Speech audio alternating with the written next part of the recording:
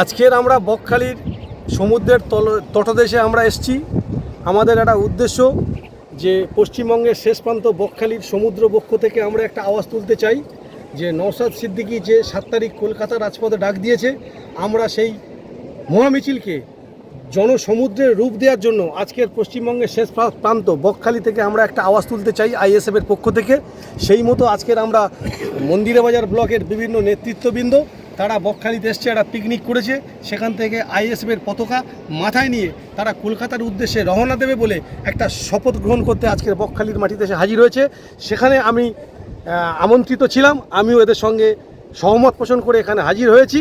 তো আমরা মন্দিরবাজার ব্লককে সাধুবাদ জানাচ্ছি যে যারা স্বতঃস্ফূর্তভাবে আজকের এই প্রোগ্রামটা কায়েম করেছে এবং সাথে সাথে নওশাদ সিদ্দিকীর হাত শক্ত করার জন্য তারা 7 তারিখ কলকাতার উদ্দেশ্যে রওনা দেবে বলে তারা যে আজকে সমুদ্রের পদদেশে সমুদ্রের বক্ষ থেকে বকখালির একদম শেষ প্রান্ত থেকে তারা যে আওয়াজটা তুলেছে, তো আমার দৃঢ় বিশ্বাস যে মন্দিরাবাজার ব্লক থেকে 2 থেকে 3 হাজার লোক আগামী 7 তারিখ কলকাতার রাজপথে মহামিছিলে অংশগ্রহণ করে নওশাদ সিদ্দিকীর হাত মজবুত করবে এবং আবু সিদ্দিক ভাই যাতে তার ন্যায় বিচার পায়, তার সুষ্ঠু নিরপেক্ষ বিচারের দাবিতে আমরা রাজপথে নামবো আগামী 7 তারিখ। সেই বার্তা আমরা বকখালির মাটি থেকে দিতে চাই।